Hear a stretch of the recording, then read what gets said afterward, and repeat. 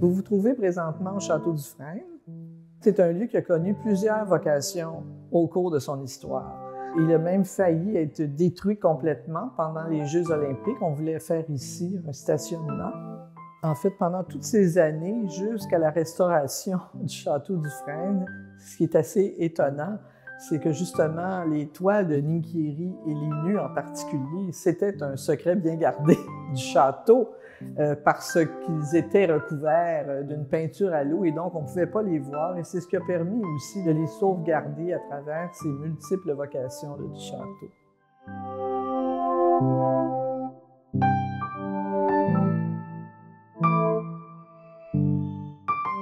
Avant d'être un musée, le Château du Frêne était une résidence privée.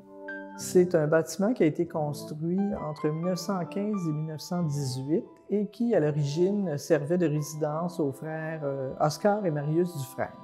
Alors ici, on se retrouve dans le petit salon d'Alexandrina, l'épouse d'Oscar Dufresne, qui servait de salon de thé. Alors à l'époque, dans les maisons bourgeoises, on faisait souvent appel à des peintres décorateurs. Et ici, au château, on a surtout fait appel à l'artiste Guido Ninkéri, qui est un artiste qui était originaire de Florence et qui a travaillé près de 18 années à réaliser les toiles marouflées et les verrières pour le château du Frêne. Vers la fin des années 40, la maison ici a été vendue au père de Sainte-Croix pour en faire un externat classique pour jeunes garçons. Alors, comme vous pouvez voir, il y a des nus dans les représentations. Ce sont les amours de Psyché et Cupidon. C'est une œuvre qu'il affectionnait particulièrement parce que Ninkéri a fait carrière surtout avec des commandes d'art religieux pour différentes églises et cathédrales. Ninkéri était conscient finalement de la présence des nus et il avait proposé, il avait négocié avec les pères de Sainte-Croix un compromis. C'était d'appliquer de la peinture à l'eau sur les panneaux, même chose au plafond, mais pour ces deux toiles ici qu'on voit qui sont encadrées, Ninkéri les avait enlevées pour les garder chez lui. Et puis, on peut voir encore dans l'encadrement les petits rectangles dans les coins qui témoignent qu'à l'époque, ces œuvres étaient marouflées, c'est-à-dire collées au mur comme les autres toiles qu'on voit dans la pièce.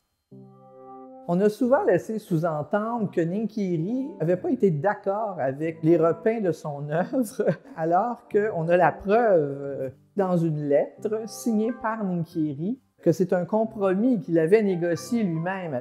Et c'est ce qui a d'ailleurs permis de sauvegarder l'œuvre de Ninkéri pendant les années d'abandon et de vandalisme du château, parce qu'avec ses repeints à la peinture à l'eau, on ne pouvait pas voir qu'il y avait des œuvres sous cette peinture-là.